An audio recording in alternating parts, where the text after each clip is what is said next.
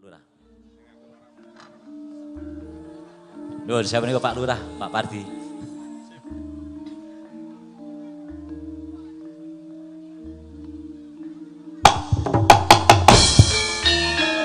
Matur nuwun sugeng mirsani cekap semanten. Wassalamualaikum warahmatullahi wabarakatuh. Matur nuwun.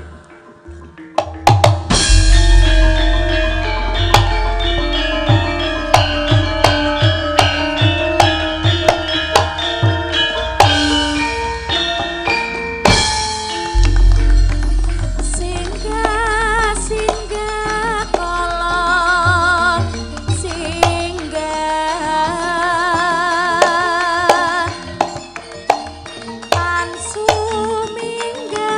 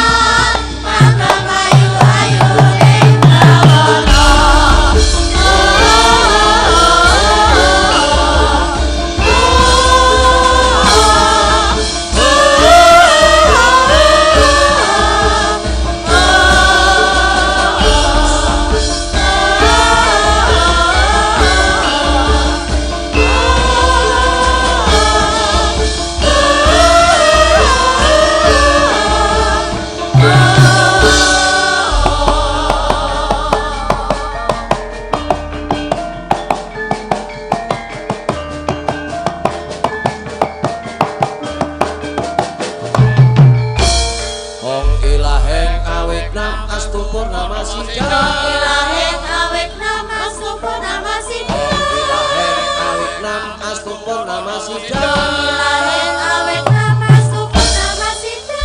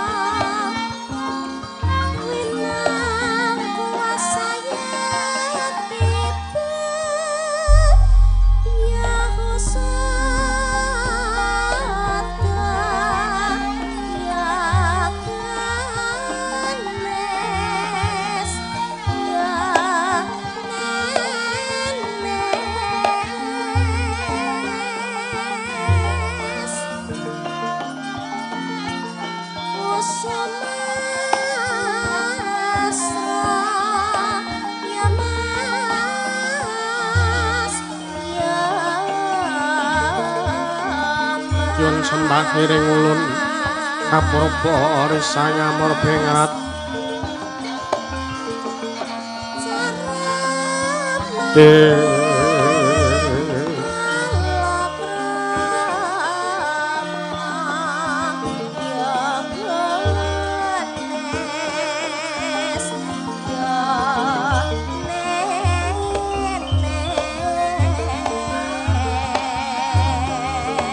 sahanan ingkang mringkanan sing tasih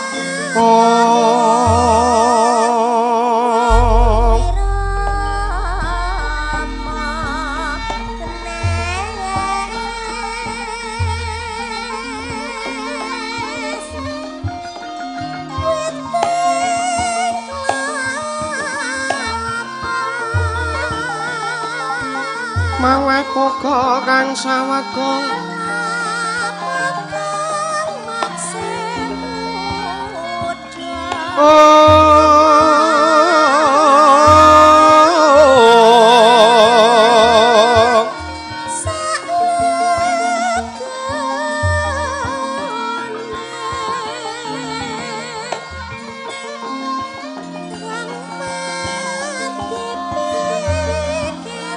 Pasiring kelahan iwang kanan mamuju ing wang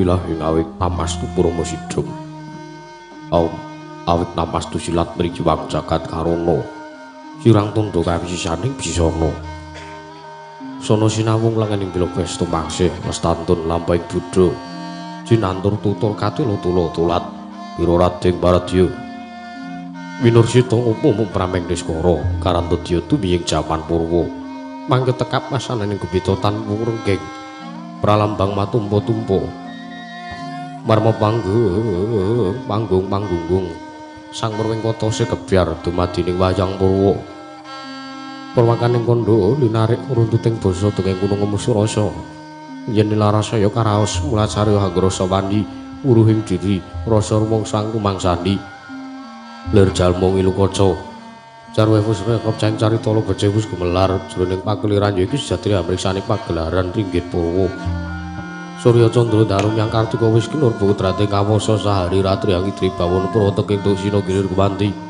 teman dadi wetanganing dina sasi warsi windu kausarta abad tutunglan pangkartu sinarambun kaya jawah pating rembyah dadi padhang kutu-kutu alang atoga burun wunum yang Brantaya dadi branan tanpa wicalan padhang rawasi naring Sang Hyang Retnawi ing karsa merbawani jagat mungguing jagat wetanduk mungup-mungup mungguing kalingan mukir abang merengangah lamun kaiksyayahan dilat-dilato bumi saya dangu sumurup Sang Hyang Arka katosa blakanan kirining abang ismu jenar kabar bawan sinaring Sang Hyang Basanta tamnem tuwu katon ijo royo-royo mangku gunung keng biru moyo-moyo bojo ing gunung kinemulan kedahan kasiluring prabancana lenggat lenggut nganti kaya gunung Pakutha mega tanpa tawis dangu seleng kawula dasih delur rasa upaya buga karep tegal sabai Anglo silur tatan omdati sambi sendonan sesindenan mikul garulu kunik anggiring raja kayane sawan anopi rembakan Samarawangi Sang Hyang Arka sedangu inggil katos narik jagat wis katon melok durung inggih papan lor kidul wetan kulon Sinaring jagat kang samyara Bayudara badhe jarebut kuwung panedatan wonten ingkang amadani kepunging praja ing Darawati yen Dwaraka. Nuninggi garis atos tanantu kalih 1000 jangkep nega krana negara Dwaraka dumadi saking pulo-pulo bebajaran. Sinasapan kaya benawi nampi ombak samudra binang langut kang tanpa pagut pegating paninggal kapantok uruting Cakrawala wane-wane cokring papisik sawane kineping jurang cara kinepung gua serung kinarya susuing peksi lawet lan sarang burung wonten ugi pasisiran tersasana jembar kebeganing pasir gemelaring garis pinggir tanem tuang rembuyuk uyur-uyur karang kitri roe-roe roning klopo bumi subur pasiden mawur satenengah dinandur tangkar tumangkar kawiyan dadi gunung-gunung bebanjang ngarang sang langit lenggak-lenggok lampah itu mijil saking sendang-sendang ning tirtani iline pinara-para plaine ngampi waduk binendung-bendung kinarya angin sawah yang pategelaning Nara Kesma mukal mangtetani buasan datanono bumi saceng kang sela sedete nanduran kang ora kabi tanem tuwuh mula kabeh pandhe betari gelar pasah binan Yayah Rukmi Sari kang pinangku Pratiwi pategalan Gopala Wijeng kang arep godhongane ambiyek kowe kantuku ya manglu-manglu wit-witane pol kemendem pol kesimpar kulung bantung sadotanku siwa cinawi duku lang paweksa rasaning diri ingkon-ingkon raja kaya Dewan Sanjaya ngrembug lamun mangka gelaring mangunan lamun wanci sarap suruh samyo mulih marang kandangi dewi-dewi datanono caraning kandhang kuwi nancing palang labet tebih saking tindak Durjana cuti samya sayek saka kaptiyak rehuring nusa bangsa tuwin negaring Dwaraka ana kuwi bangi gunung nganggo gunung somles lestari lun tumurun arah tumrah sadu dadi uru-urukaning lingkungan langkung-langkung lamun tinalik sampun-sampun sesanggeman sepen tebih saking tindak sansaya sinansaya winada anane mung masinamatan daya dinayan suwi-suwi mapan sedating jejiban kang pinuji temah mawujud malunggaling cipta rasa karsa babar karya kenging binasaken negaring Darawati nalika semana lagi mancik marang jaman kencana panjang punjung pasir pawukir Jinawi gemari pakarta tata Raharja dasar guru kang gedhe buri padhang jagat dhuwur kusi turta atu kuncarani turta kasusuring manca praja lasin tanta wau ingkang astu pusaraning adil bangsa negaring Darawati Wenangira den ucapna dosa namani Sang Nata dosa 10 nama wis mestani jejuluk Sang Nata Prabu Sri Bathara Kresna ya Prabu Narayana ya Sang Sri Wisnu Nalendra pepakuning bumi ingkang anggungan jejakaken kawutaman sajuga lenggah madaning dampar ora mantra-mantra sipating Bathara Yayah Sang Hyang Bathara Wisnu angin jawantah binayang bayag Sang Hyang Murhab Surhab Sari kamstingal pepandir sagung kang semna semewa Yayah roping samudring dedharatan miwadatan kantun suwanipun Sang Hyang nuntut tungguling praja negaring Darawati mimasang janing para kadang sarta pinisepuh ingkang sampun kitang kagelam berkakan inggih menika tuwernane nata wing Mandura Prabu Sri Baladewa ya Sang Nata Prabu Kakrasana ya Sang Nata Prabu Wasi Jaladara Waning Pinta Nalendra Gagapi Deksa nggadahi kasekten luwih bebasan pinata mendak Jinala Menter dados bebeteng tinanggulanging praja negaring Mandura mewah ing Darawati datan kantun biswanipun Senopati Darawati Satru Garba Ruci Risang Raden Hari Setyaki ya tambak Yudha Yuyudana Wresniwira ya Raden Bima Kunting Sang Raden Setyaki mengkeraken penggaipun pepatih negaring Darawati Satring Widara Kandhang anggri Sang Rekyana Patih Udawa ya Sang Kresnengkara ing jawiyandhe mlabar Sangya Puranayaka praja mewah kawula samya ganting pasisiran jujel riyel rapet pepet pipit prasasa tatupan dengkul datan persela labar kadasa kadang para seba ing jaya blitang druruntek umbul-umbul kitang kendanu yayah mondeng mangsa labu payung megar menti Japur Barat ing mangsa rendheng tumbahing ngarangap kowe jati karan mangsa katiga parandene tinggal tidhem Cina madaning pasewakan negaring Darawati naden godhongan kentan datan ning kemobah samirana datan lumampah kabeh sumung swaraning pradonga mewah panglik ing waranggana sigra murwani pangendikan dadaku mangguling misir mandika Sang Nata Prabu Sri Bathara Kresna ingkang dereng kababaring lesan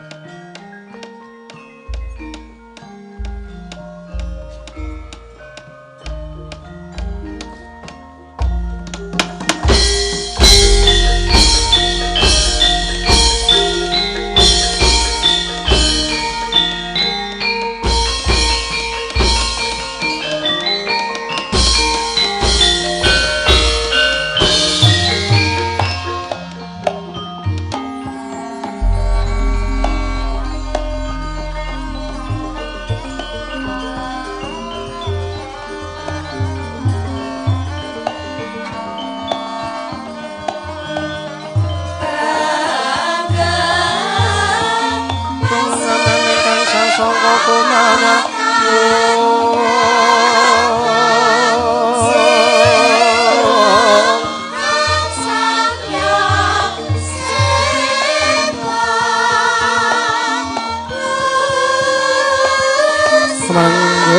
mangkur mangken tanpa sirih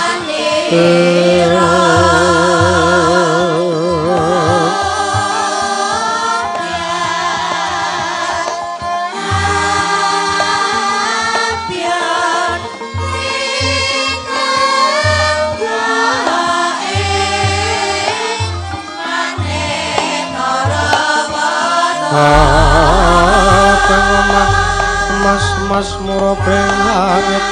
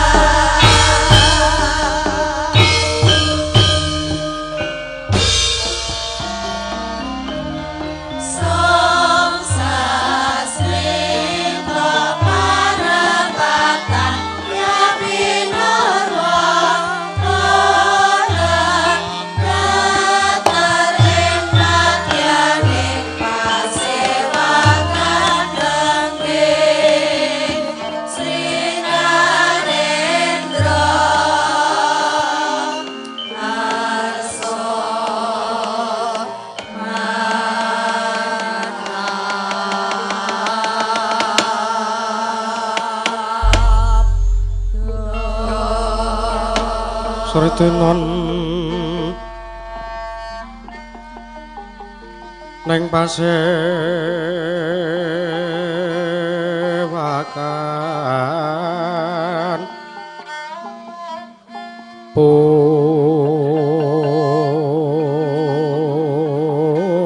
pusana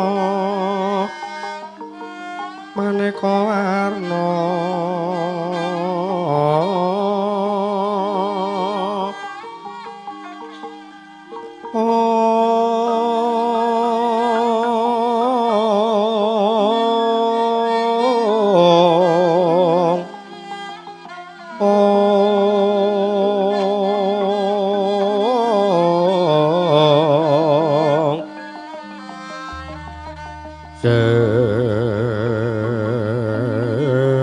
Papos peteng Udyono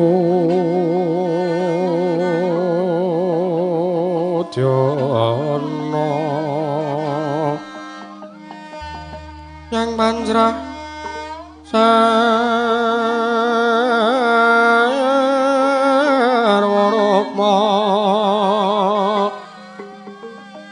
ranggeng manek Narawata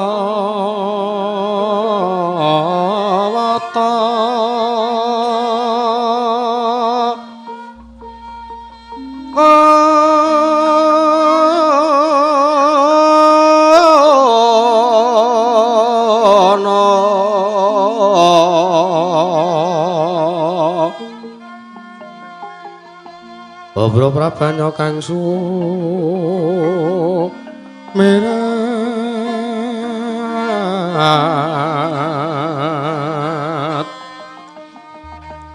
kenyaring teca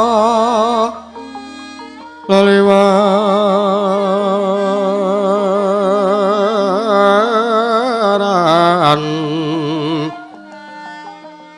lereki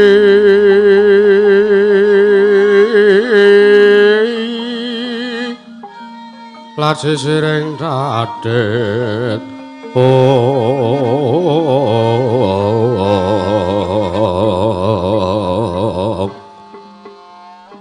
wimbo kekandha amrek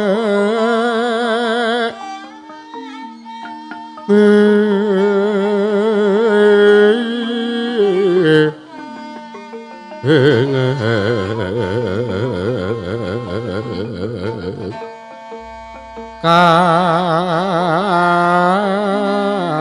katiuping maruta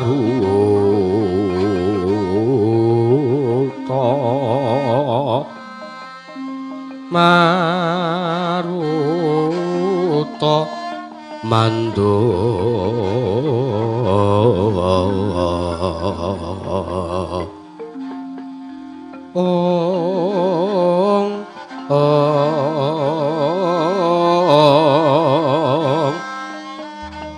separan mangambar kongas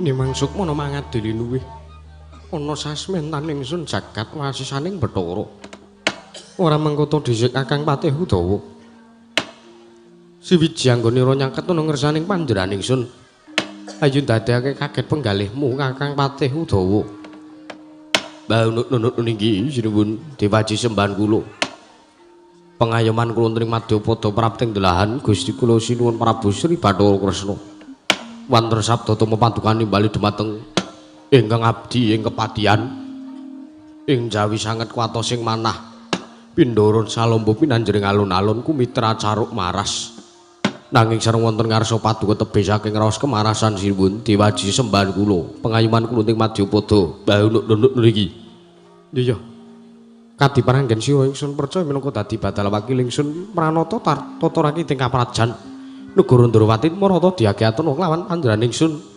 samendeng aja nganti keng karemben Kakang Udawa. Ih, menawi padukan dangu bab tata rakit ing kaprajan tartamtu sadotan badhe nguji wani. Para kawula sami sayeksa kapti karo luring rusa bangsa tuwin negaring Ndrawati. Mendhahipun para prajurit ing boten kendhat anggenipun sami gladhen ulah kridaning perang. Sawanci-wanci praja paduka katempuh ing parang muka tartamtu boten badhe angkepuk punca paduka Gusti kula sinuwun. Ingkang abdi kepatihan remuk asawana putung semoga kadhandemna sinuwun baunut niki gawe bombong penggalingsun lan marem wondene jangkep kang dadi aturira ora ana pakaran kang utama tindakna selawase urip Kakang Patih Udawa menawi paduka dawaken badhe kula candhika jimat nanging dereng lansah sampunipun pareng kula ngaturaken sembah bekti kula kunjuk sinuwun iya Kakang Udawa tak tampa tiba sepadha-padha ora lewat prawi gak nunggon mulungguh nungan saning panjenengan ingsun Kakang Patih Udawa. Lho niki sampun boten kirang prayogi bisawan kula wonten ngersanipun Sunan Prabu Sri Bathara Kresna.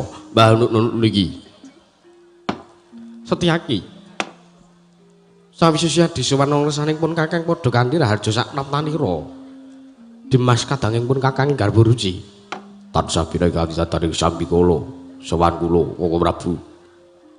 Wonten ngersa jengandika Kanjeng Koko Prabu Sri Bathara Kresna pengayoman kula wonten Madyapada wonten sabda padukane bali dumateng ingkang rayi ing garba ruci wilujeng sowan kula tebih saking rupita kalih sing sami kala kepareng kula ngaturaken sembah pangabekti kula kunjuk santa puputu paduka Kanjeng Koko Prabu Sri Bathara Kresna ayo iya Setyaki tak tampa ora pangestuning ingsun bae tampan ana ya Setyaki kula pun diatadosna jimat paripe ndayene kasatusan prayogakna lan tatanan sangjaning Purwadya ingkang padha gantung sebo jeneng ingsun diambabarake sartane anem Brahma wigatining pasewakan Dimas Garba Ruci.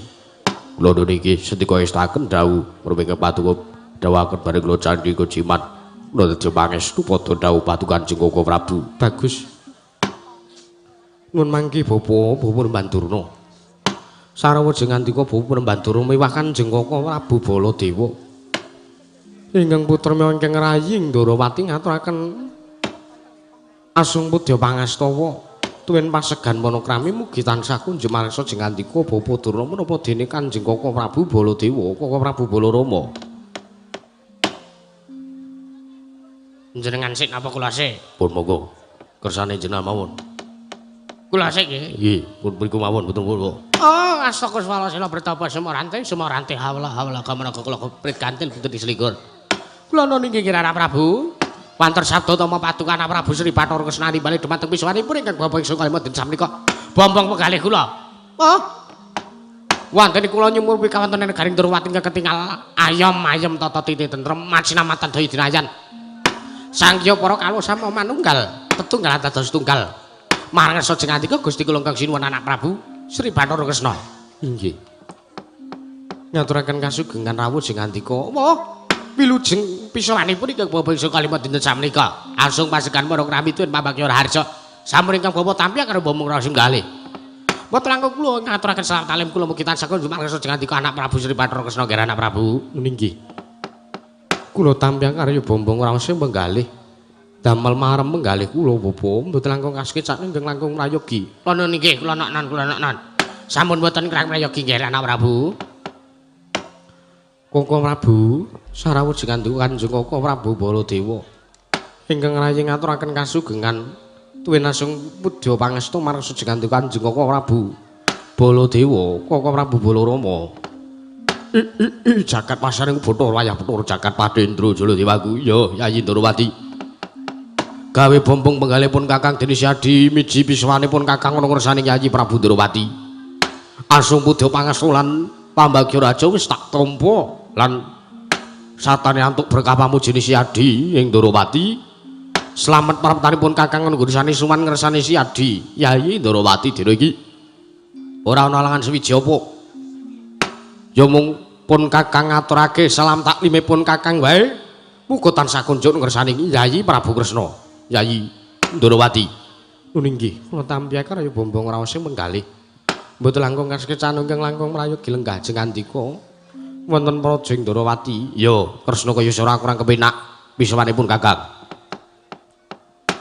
Koko Prabu kula ngaturaken kasugengan lan sembah kula mugi tansah kunjuk marang sajeng andika Yayi Setyaki garba ruci ya tak tampa pangestunipun Kakang Tamanana nggih kula pundi dadono jimat paripe ndaire kasatusan Penemban Durna kula ngaturaken sembah Udawa iki tak tampa pangestu Tamanana ya Udawa kula tampi sinuwun Baladewa kula ngaturaken sembah Kakang Pati Udawa inggih lara sinuwun musik Kang yen to lumrahe Nayaka Praja Punggawa Ndrawati kabeh padha ngaturke sembah marang Baladewa tak tampa lan tak peni pangestu nanging yen to Kakang Udawa ngaturke sembah ngersane Baladewa sing gedhe pangapuramu aja kadoati kajeron penampa Baladewa ora nampa sembahe Kakang Udawa. Waduh. Lajeng dosa menapa ingkang sampun kula damel. Teka paduka mboten kersa nampi sembahipun ingkang ngabdi kepatihan. Kakang Udawa wonten dawuh. Apa Kakang Udawa ora eling karo labuhane Kakang Udawa kelawan Kokrasana duk nalika isih urip melu sawerga puput demangsa guwa. Rikala semana pancen tumrap Baladewa labuhane Kakang Udawa kuwi gedhe. Apa Kakang Udawa ora mangerteni? Ora ana jamak lumrahe ana wong tuwa werda ngaturke sembah karo taruna. Lumrahe ya taruna ngaturke sembah karo werda. Mula aja walang ati aja duweni rasa ewuh perkewuh. Sembahe Baladewa tampanan Kakang Udawa. Aduh. Walet menapa ingkang samangke nedya kula sandhang sinuwun teka wantun nampi sembahipun wong ageng Mandura. Ora iki minangka tandha bektine taruna kelawan werda. Nggih kula tampi dawuh sami-sami. Inggih nuwun sewu mbok bilih ngemuti kelawan labuhan ingkang sampun kelampah menika kula menawi menehi nyukani dumateng sesami kula tulis wonten ing banyu nanging kula dipun menawi dipun paringi kula tulis wonten ing bathuk menawi kula nyukani dhateng sesami tartemtu menawi kula tulis wonten ing banyu sak kebiaran nedya ical nanging menawi kula tulis wonten ing bathuk nalikanipun kula diparingi dening tiyang sanes selawasing gesang boten saged ical sinuwun. Urung ilang nek urung nemu penghapus ngono. Nggih. Leres menika. Prayogakno Kakang. Nggih, nuwun sewu panjenengan kedahipun dipun prayogaken. Yo kaya wis ora kurang kepenak. Bapa Penemban Durna. Wonten dawuh kene, kula nuwun sewu. Teka rawuh jengandika sengkan-sengkan datan pepuyan wonten negaring Ndrawati. Nyarengi kelawan rawuhipun Koko Prabu Baladewa Kosik Yayi Kresna Kosik ananipun Kakang Prapta ning Praja Ndrawati iki sayekti ora mbarengi kelawan tindake Bapa Bandurna nanging merga pancen tindakipun Kakang nganti kelawan Bapa Durna iki pancen aku lan Bapa Durna iki mangkat bareng budal bareng saka negara Ngastina tumuju ning negara Ndrawati. Oh mekaten iya. Menawi mekaten sing andika menika mboten bidal saking negari Mandura tumuli nyarengi dumateng rawuhipun Bapa Bandurna. Ora. Nanging pancen sengaja suwanipun Kakang Kusaning Siadi iki nganti kelawan Bapa Durna merga pancen ana wigati. Pancen ana bab perkara sing kudu diaturake marang ngersaning Yayi Prabu Kresna. Mekaten Kang Prabu. Iya. Mula saka kuwi. Gandeng ning kene aku ngaturke utawane aku nganti pini sepuh pujangga saka negara Ngastina sing wis kinantenan kewajiban utawane ingkang kajibah minangka lidah sinambung saka ngersane Yayi Prabu Duryudana marang ngersane Bapa Durna.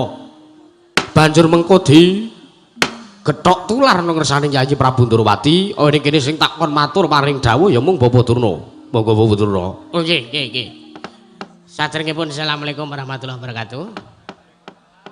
Sambutan bareng saja. Nggih, menika kedah mekaten.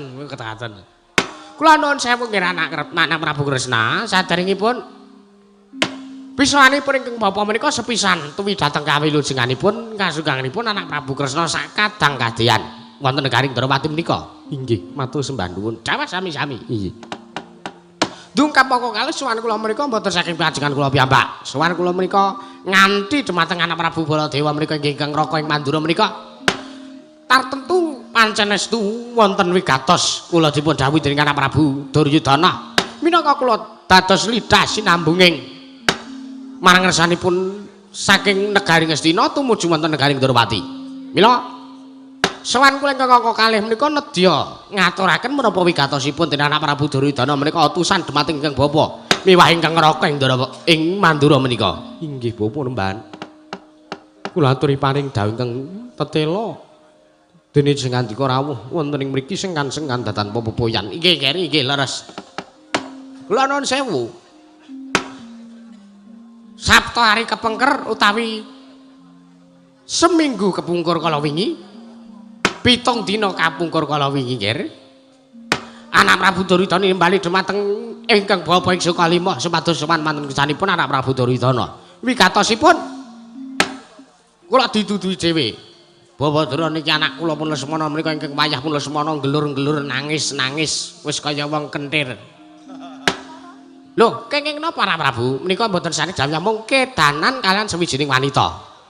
Mekaten. Nggih. Sareng kula tangleti kalian putu kula pun Lesmana Mandrakumara menika. Kosek le, kowe kok ngaji kaya ngono, ngaji kedanan gelur-gelur nangis kaya ngono.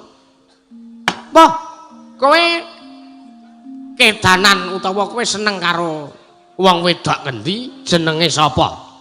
Lan sapa jenenge wong wedok kuwi mau sing iso keduka ngrubah kepepeteng kesatriyane putu kula Semana Mandrakumara nggih. Piyambakipun wangsulan bilih. Piyambakipun ngimpi nyumpena dipun ladosi dening putri ing Ndrawati. Saking atmajanipun anak Prabu Sri Bathara Kresna inggih menika pun sesilih. Nggih menika pun sesilih Dewi Purantawati. Mila kula nuwun sewu, kosik nggih, kosik. Tak tanjihne dhisik. Merga lehmu ketemu karo si jenenge Purantawati iki mung liwat ngimpi, tak tanjihne luwih dhisik. Apa pancen bener anak Prabu Kresna duwe putra putri sing jenenge Dewi Purantawati. Mila sowan kula menika nggih anak Prabu.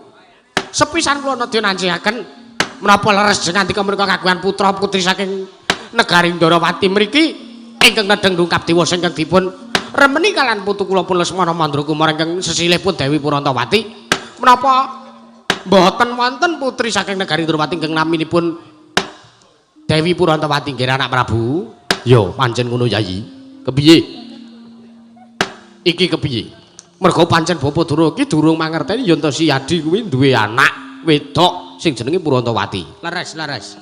Jagat Dewa Bathara jagat pangestu para wayah para jagat Bapa Durna. Wonten dawuh nggih. Pancen kepara leres. Kula menika nggadahi anak inggih menika ingkang sesilih Purantawati. Ingkang nedeng ndungkap dewasa. Nalikanipun tigang candra kapengker. Wah. pancen estu leres. Menawi ngaten cocok kalian menapa ingkang dipun nimpekaken dening anak kula utawi putu kula Lesmana Mandragumara. Inggih. Lajeng kok kalih. Lajeng kok kalih kula nuwun sewu. Sowan kula menika nedya ngebun-bun enjang jejawah sonten. Nedya nyuwun dumateng putra-putri paduka nedya amboyong, kaboyong wonten negaring Ngastina kadhawuhaken dumateng putu kula inggih pun Lesmana Mandragumara. Samangke sepados dados pinanganten sak rambut Sarimbit. pinanganten Sarimbit kalian putu kula pun Lesmana Mandragumara. Mila wale-wale menapa sowan kula menika nedya ngebun-bun enjang jejawah sonten. Sowan kula menika nedya ngemis dumateng putra-putri paduka pun Dewi Purantawati nedya kula boyong wonten negari Ngastina. Monggo samangke kula aturi paring dageng tetela menawi dipun paringaken kula ngaturaken panungging tanpa pindhan. Jernyatanipun jeng andika menika ngibaratipun sampun ngraketaken paseduluran antawisipun Darawati kalan Kurawa. Ngraketke balung sing pisah. Nuntupke daging keng renggang. Menika nggih Anak Prabu. Ya, Yayi Kresna pancen ya. Yen to siadi maringke anakku ya Purantawati ngersaning Bapa Durna, tan purunga iki mengko bakal didhawuhake karo anakku Lesmana Mandragumara. Yen wis kelakon dhawuh karo Lesmana Mandragumara, tembe mburine iki mengko bakal ngraketke paseduluran antarane Yayi Prabu Duryudana ya Kurawa karo kadang-kadangku ing Darawati nggih Yayi Prabu. Andra ingkang puspita rum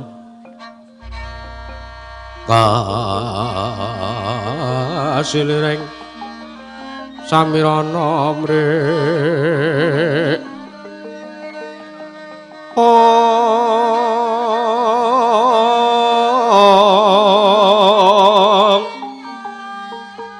Sakar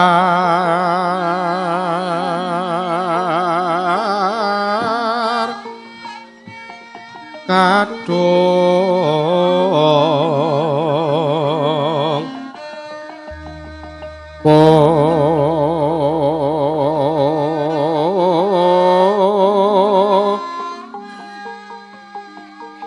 ngas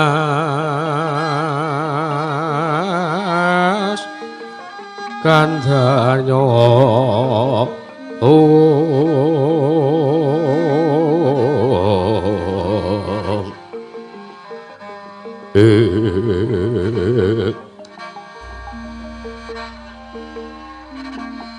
maweraras ratnaning driya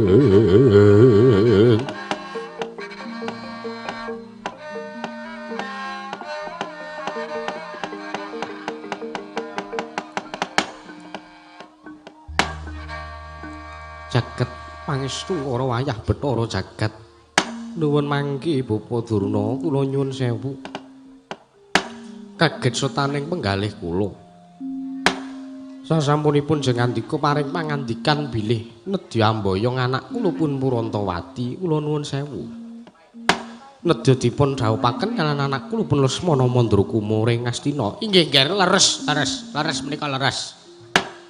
Pripun dipun paringaken menapa mboten? Mangga dipun menggalih.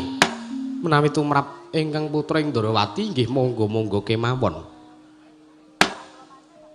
Menawi padha-padha le tresna antawisipun Lesmana kaliyan anak kula pun Purantawati menika wonten rasa ingkang manunggal utawi sinebat wonten raos tresna sumangga kemawon anak kula pun Purantawati dipun boyong wonten negari Ngastina. Alhamdulillah. Entuk pepadang Anak Prabu. Mengeriyen niku dereng di iguhke kepiye prayogine? Kepiye Yayi? Kepiye wenehke apa ora? Inggih Koko Prabu nuwun sewu. Kula sarujuk mawon menawi anak kula pun Purantawati kaliyan anak kula pun Lesmana menika dipun dhawuhaken nanging kula nuwun sewu. Ingkang nami tresna menika uruping jiwa ingkang suci. Tresna menika kedah wonten rasa loro-lorone ngatunggal kedah manunggal nyawiji nggadahi raos tresnanti tresnanan mboten saged tresna setunggal tiyang terus cinta sebelah pihak ngono to Kresna. Inggih Kakang Prabu. Yo sabanjure menawi namung tresna ingkang tresna namung pinanganten kakung nanging piyantun putri mboten tresna menika naminipun sak mangke keplok tangan sisih menika tartemtu mboten saged muni. Yo. Banjur kepiye? Lajeng ingkang angka kalih kula nuwun sewu. Tresna menika abote kaya wong nyangga bumi. Tresna abote kaya nyangga bumi kepiye? Inggih leres Kakang Prabu senyatanipun sampun kathah lelampanipun sapa sing ora keturutan katresnane luwung ikhlasake marang uripe. Lan milih golek dalaning pati wekasan kathah ingkang mati nglalu ngendhat tali murda nganyut tuwuh lampus diran sak piturutipun. Menika malah ingkang sak mangke nawi ngantos anak kula pun Purantawati mboten tresna kaliyan anak kula pun Lesmana Mandrakumara malah menika ingkang mboten dadosaken bab prayogi dhumateng anak kula pun Lesmana Mandrakumara.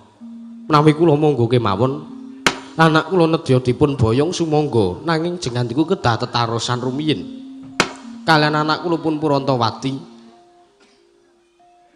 Ngaten kere inggih. Wah. Iya ya ki ya. Pun dilampahi mawon, dilampahi mawon. Bakune anak kula Lesmana Mandrakumara kelakon dhaup kaliyan Purantawati. Nggih. Maring katen samangke kula nedya nyumurupi dhumateng kula nedya kepangke dhumateng Kyang Putra Dewi Purantawati. Inggih. Menika kula wau tresna menika uruping jiwa kang suci. Tresna menika mboten saged dipun peksakaken. Kula nuwun sewu menawi mangke sengandika sampun manggi dhumateng anak kula pun Purantawati nanging piyambakipun mboten purun dhaup kaliyan Lesmana Mandrakumara. Sampun ngantos meksakaken dhumateng anak kula pun Purantawati. Maling samangke dadosaken bab-bab ingkang kirang prayogi Ibu Purbandura. Sigra-sigra yen permana ganca sigra ngrakit nawang sesangka.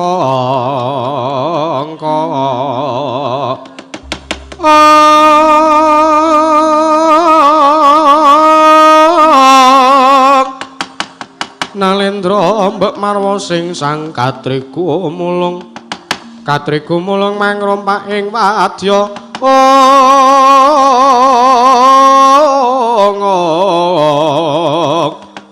Kurta-kura kakiri kiri nanggana magawe gelar pirawang-wang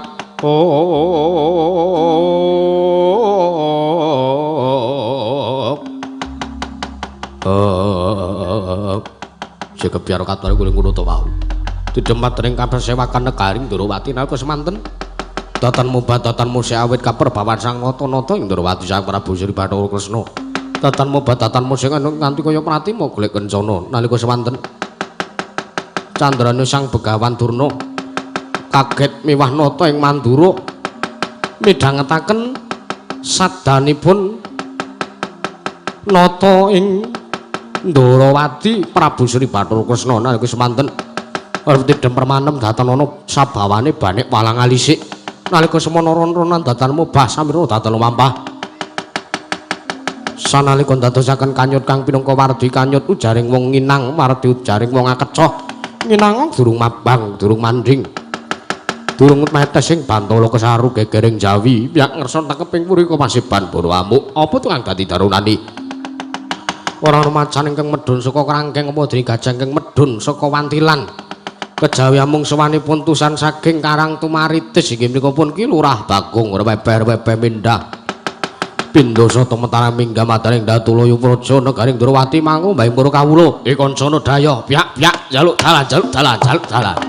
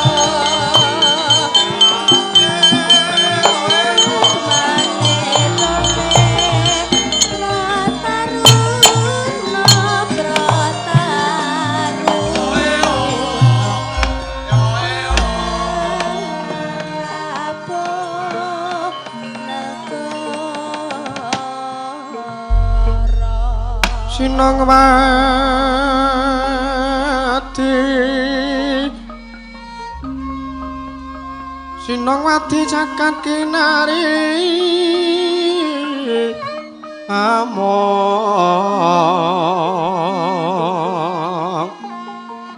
mbak lumembak ombak ing samudra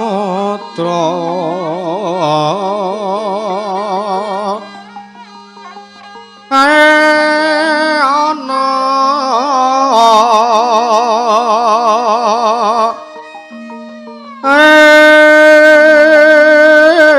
ana kalelo modhamrekanggeng awita dedenjeng-denjengan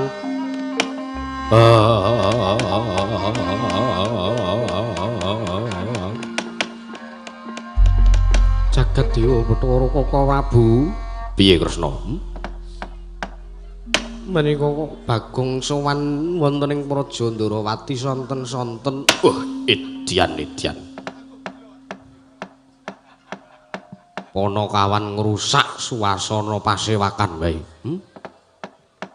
Mestine pasewakan iki isine wong-wong penting, mestine iki Nayaka, Punggawa, Priyagung, priyayi. Lah kok tekan kere? Inggih. Ning ora dadi ngopo? Kepiye wae iki abdi kinasih. Yayi Prabu Puntadewa iki uga klebu abdi kinasih Yayi Prabu Kresna. Inggih. Sithik akeh Yayi Kresna tau tate nampa pangudange Bagong, Kakang Semar lan Petruk Garing. Pun Kakang uga tau ngrasake pangudange Bagong Semar sak anak-anake. Inggih. Timbalana Yayi. Inggih, Kaka Prabu lenggah ingkang sekeca. Ya. Panakawan Bagong. Sak sowanmu padha slamet tekamu Panakawan Bagong. Bagong padha slamet sak tekanmu. Sowanmu ning Praja Ndarawati, Bagong.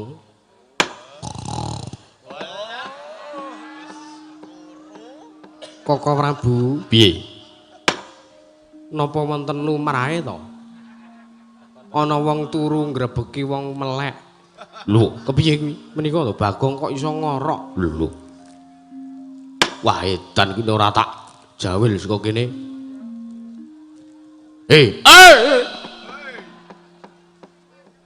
Wah, kaget Bagong. Nun. Wah, iki kok iki lampune pirang watt jane iki. Kepiye kok kowe muni ngono? Kok petenge kok ngene? Kacamatamu cepoten. Wah, iya, Dik. Wah, edan sowan ratu nggo kacamata ireng. Ngantuk sinuwun kula niku. Kula iki mlaku mriki wau pun ler-lerane. Nek ora tutup nggo kacamata ireng kok ndak ketok nek kula turu. Layak to tak sawang saka njaba ketok mendonong. Jebul gedhe matane karo kacamatane. Ngece sampean, ngece. Iya. Kenapa kula niki? Lho. Padha slamet sak tekamu ning Praja Ndarawati. Wah, nggih kok ya. Wah, jan nggih. Nggih, sinuwun nggih. Wilujeng sowan kula sinuwun. Kalih sing sambikala tebih saking rubeda cinaketna ing widodolan yuwana mula. Iya. Ora nganggo mula, yuwana. Nggih niku. Kepareng kula ngaturaken sembah. Semongkeming mangabekti kula kunjuk sandhapupada. Paduka sinuwun Ndarawati sinuwun. Iya, tak tampa pangestuku tampanana. Nggih, kula pundi jimat. Wah, sapa iki kok kaya wong kepenyak cengele?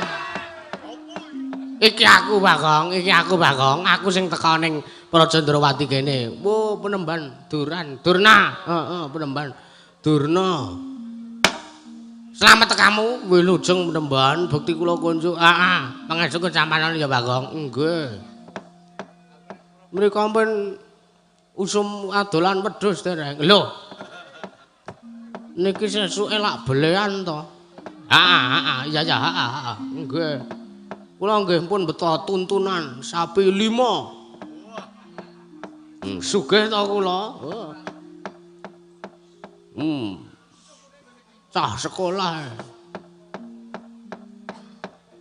Sakarepmu Bang nggih. Prayogana sampun boten kirang prayogi. Bagong Pandharaja sapraptamu. Sinuwun Mandura. Iya. Wilujeng sinuwun bukti kula konjo. Duh ngapunten kula rada pilek. Ora apa-apa.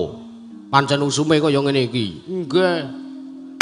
Sesuk ge diobati Bagong. Nggih. Lah niki lak sesuk gek njur iwak wedhus. Iya.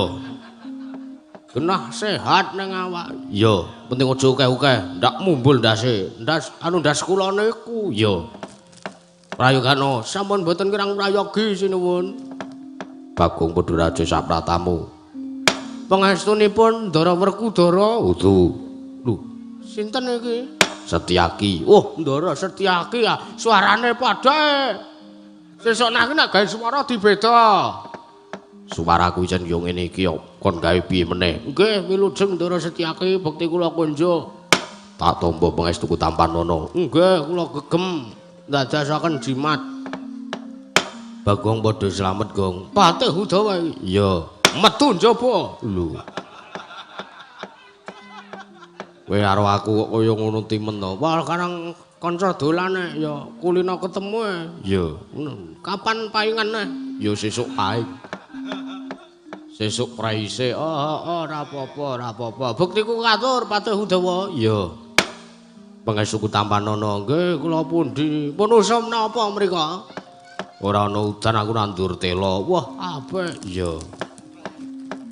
Arep apa piye? Wah, purun. Ya kari gagange. Wah, jan. Nglarani ati. Bagong wonten dawuh sinuwun. Gawe kaget sowanmu tanpa tinimbalan ning Praja Ndarawati. Iki ana wiraswara nyampluk imik apa ya? Krusek. Wah, Pardi meneng sik lho kowe. Malah nyalahke karo kanca. Iya, nggih. Atur sembah bekti marang ngersanipun Sinuwun Prabu Kresna. Sepisan suwan kula menika tinjo tilek dhateng karaharjanipun Sinuwun Ndarawati. Iya.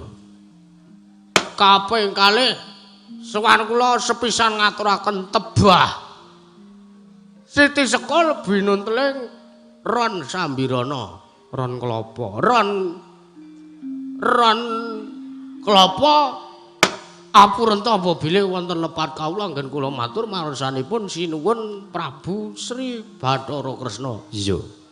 Sowanmu dhewean. Nggih, panjak kula malah mulih kok. Ya ora apa-apa, jane latihan takbir. Entane seprene randang bali-bali ya ora apa-apa. Ora ya bali nggih. Sowan kula menika nedya ngaturaken duta panglawung sinuwun. Lho. Duta kongkonan panglawung Rajapati sapa sing ora ana. Lho, mboten sida, Ding. Sowan kula menika mundi dawuh saking panjenenganipun inggih menika Kakak Petruk. Lho, Kakak Petruk kuwi sapa? Petruk kanthong bolong, alah mung ditambahi kakak kok ora paham. Petruk kanthong bolong nggih. Wigatine apa?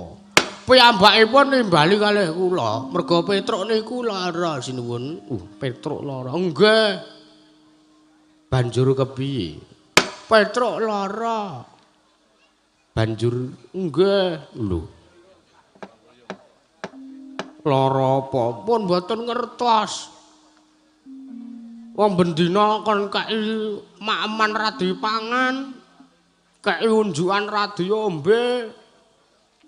Mbasan kei foto wong wedok. Karo Petruk dienggo. Ah ya wis ngrekoso ta Petruk ngoten nika watake. Iya. Fotoe nggon HP diwalik HP-ne kok. Mesti Petruk niku ngoten niku. Iya.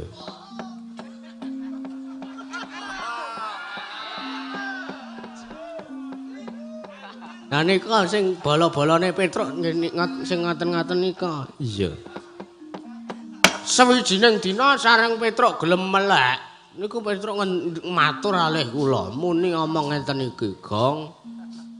Kowe sewana ning Ndarawati, kowe nagiya janji. Lho, janji apa, Truk? Wis kowe muni ngono. Kowe muni ngono.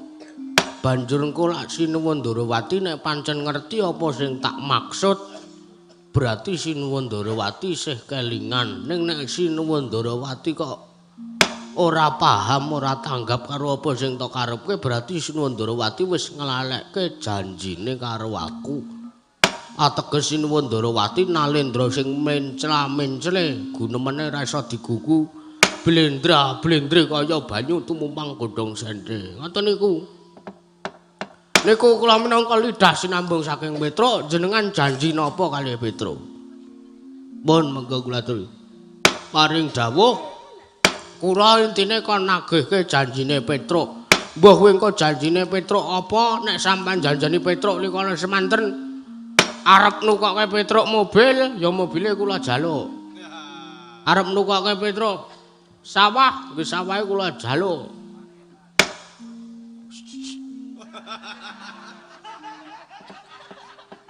Arep ngrabekke Petruk nggih bojone kula rabi. Niku sinuwun kula aturi paring dawuh. Jagat Dewa Bathara jagat pangestu Kara Bagong. Wonten dawuh. Pancen rikala semana aku tau tate janjeni karo Petruk. Wah. Kapan niku? Jaman lakon Pustaka Jamus Klima Sada ilang dicolong dening Dewi Mustaka Weni. Sing iso nemokke mung Petruk. Petruk tak janjeni. Janjeni napa niku? Nek sapa wae sing iso nemokke Pustaka Jamus Klima Sada, nek wedok tak pek anak, nanging yen lenang bakal tak rabekke karo atmajaku. Petruk iso nemokke ta? Iso. Lah, mula sakniki malah sisandene gandeng pun cetha jenengan janji karo Petruk nek Petruk arep sampean rabekke, nggo. Sinten sing ajeng dirabi? Gandeng kula niku ngertos, kula reti kok sajake sing isih legan, sing isih urung dijamah dening priya niku ming putrine jenengan sing sesilih Dimas Bagus Purantawati. Ora Dimas Bagus, wedok kok Dimas Diajeng Purantawati ya niku sisandene kula suwun. Monggo. Kula lak pun matur sampeyan ajeng nukokke Petruk mobil, mobile kula jaluk. Nek Petruk ajeng sampeyan rabekke janjine lho. Iya. Niki malah sisandene kula nedya ndodhok korine, kula nedya nginang gambar karo suruhe. Monggo. Diparingke matur nuwun wondene dipun paringke nggih kepeksane kula wani kalih sampeyan sinuwun. Nyan seswa matur marang Risang Mahayagi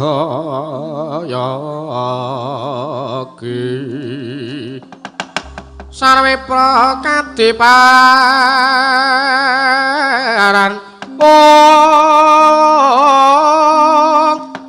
karasaning Hyang Udipati yogya sarining warna kanggo melaraning bumi ugi ulun tedhak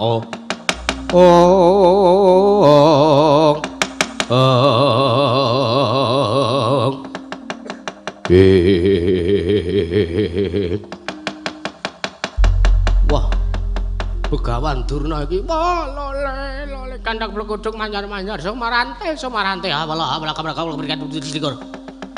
Bangkong wonten dawuh Penemban.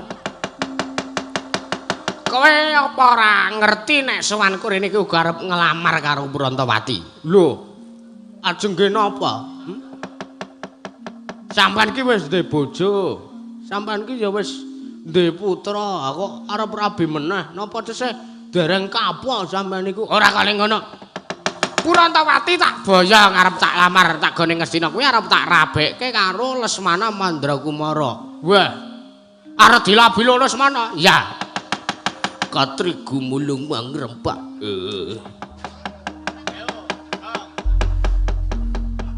Lho digangi tenan to ki.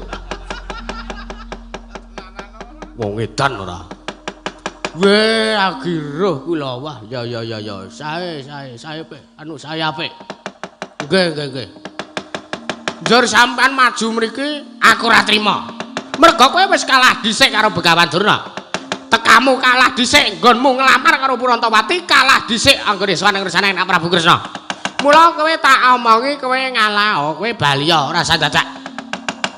Ora sandadak kowe arep nagihke janjine Petruk sing rikala semana Petruk dijanjani arep dirabekke karo atmajane anak Prabu Kresna ya kuwi sing jeneng Purantawati. Mergo Purantawati direke wis kelakon bakal tak rabekke karo semana. Mengke riyen penemban mengke riyen iki Petruk niki meng kepengin ngugemi karo nyuwun supaya Sinuwun Ndarawati menika ngugemi karo janjine Sinuwun Ndarawati.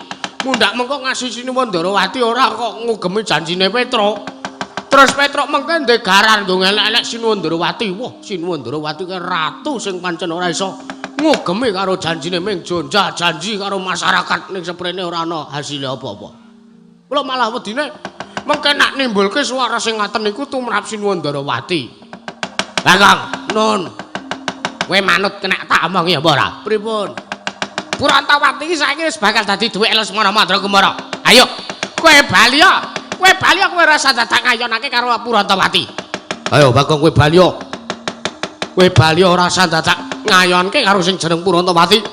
Purantawati kowe wis bakal dirabekke karo Lesmana. Kowe balya ora sandadak ngayonake Purantawati. Ben Petruk mbukanane piye wae. Mergo Petruk kudu ngalah. Petruk mung kawula cilik.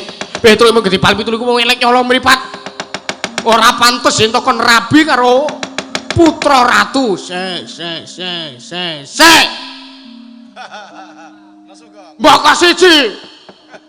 Mumet retira. Iki sing arep tak toleh kono apa kene. Sing arep tak gugu kene apa kono. Mbok siji. Tak omong karo Durna sik, cangkemmu kuwi napa?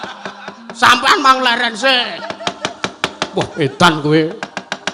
Karo ratu nyangkem-nyangkem kowe, ben tuwaku bangun sampean ya ora bakal kualat. Neng niki ngeten nuwun sewu, Sinuwun Ndarawati. Apa, Bagong?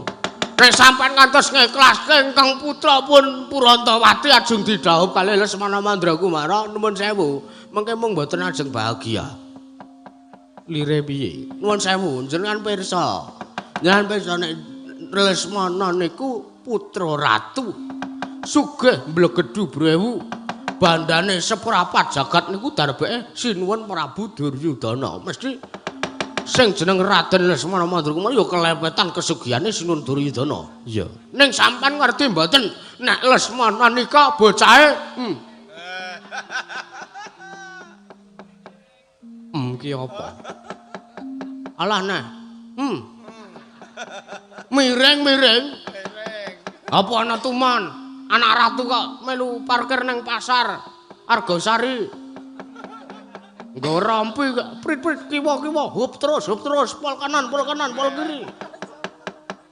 Apa ya tuman? Terus anak ratu kok gaweane nyuluh kodhok aleh kula. Apa ya anggeh kene? Wah, pokoke ora karu-karuan kok babar pisan. Bagong, nun. Kowe kok malah ngecek karo putuku Lesmana Mandrakumara. Lah ngecek tenan apa ora kuwi? Tenan ora Lesmana kentir. Tenan ora Lesmana kurang genep.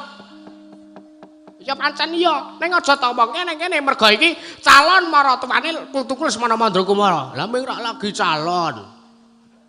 Selagine janur belum melengkung, isih iso ditikung, Bos.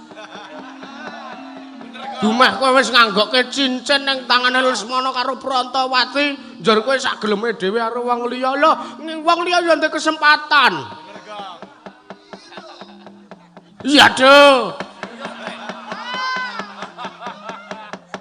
Kowe ora usah ngayonke karo Purantawati. Purantawati wis duwek Lesmana. Iki mengko Iki mengko Prantawati arep dilabek karo Semana. Mong kowe Bakong kowe bali wae. Petruk ora sanage karo janjine. Ben Petruk ora rabi karo Prantawati. Ben Petruk ditoke modar wae.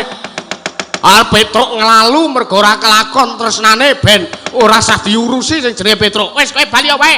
Kowe bali wae ora sah ngayorke karo Prantawati. Prantawati nggone Lesmana. Prantawati nggone Lesmana. Kosik. Iki dumeh petang dina mayang keri dhewe wengi iki njur dintekke suarane. Rekoso nyuwarake loro pindah-pindah. Sabar, sampean sareh. Duduk sing diem, tarik nafas, Tahan. Buang. Wah, sip. Lega to? Ya lega. Wah, rak wis ora santak meneh. Niki ngaten, niki kula nuwun sewu. Sinuwun Ndrawati. Piye Bagong? Napa mun enten kesetujuan antawisipun Lesmana kalih Dewi Prantawati? Urung. Mergo Bapa Durna rawuh mrene iki mau mung nedya arep nglamar sepisanan njeke apa aku duwe anak Prantawati ping pindhone nglamar.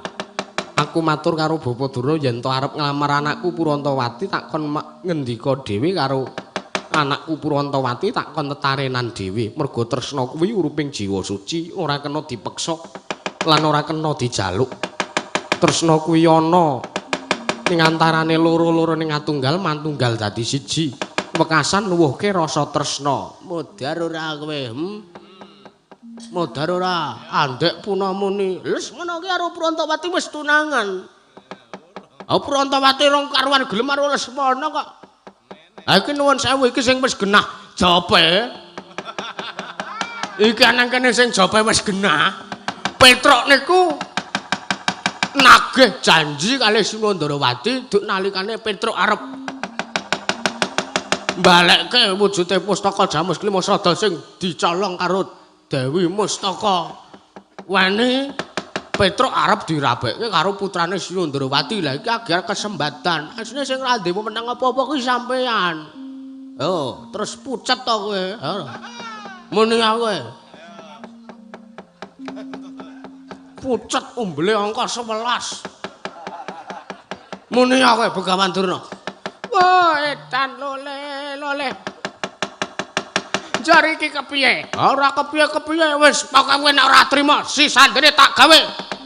Kriwikan dadi grojokan, geguyan dadi tangisan. Ayo lenang ijen-ijen dur karo Bagong.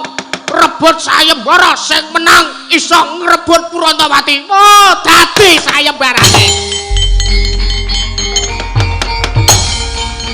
Wah.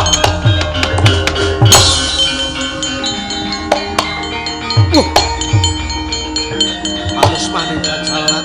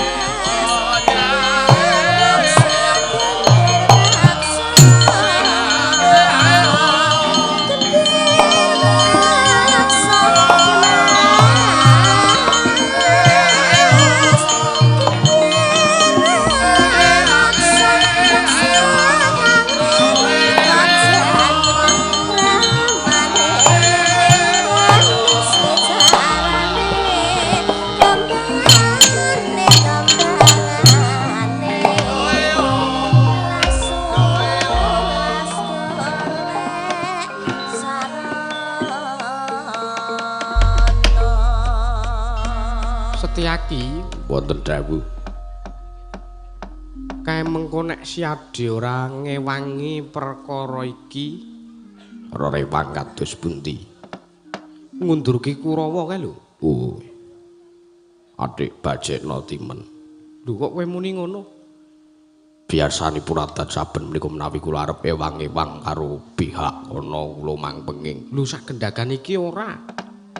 Mergo aku ngerti iki engko sapa sing bakal kelakone rabi karo anakku Purontowati. Sinten kok Prabu? Wis kowe rasah ngerti. Iki tak nggo dhewe. Setyaki Wonten dawuh. budal kang padha sibuk ingsun nedha kundur ngedaton aku bakal tetarenan matur ngersane anakku wedok Purontowati. Nono nistaken dawuh keparang nyuwun pamit madal wasilan. Kakang Udawa Wonten dawuh. cawisna kreta kencana mengko sapa sing bakal diboyong sapa sing bakal kelakon boyong Purontowati supayane nitih kreta kencana. Nistaken dawuh. Kowe yo gene ngono kuwi. Anu jenipun ngempet Ngempet apa pun ki dibidalke kula ora betah.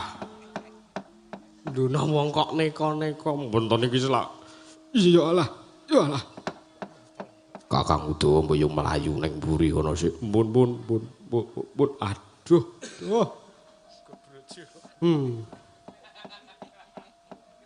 Ora apa-apa ming sithik kok. Gilani. Budal kang padha sebo ingsun kundur ngedaton. Nok ngestaken dawuh paring nyuwun pamit madal wasilan. Sing ati-ati Dimas Setyaki kaya wis ora ana dawuh maneh. Purna gatining pananggilan. Karo Sang Nata Prabu Sri Bathara Kresna kundur kedaton jeluk saking dambar kencana kinapit gambaran gading.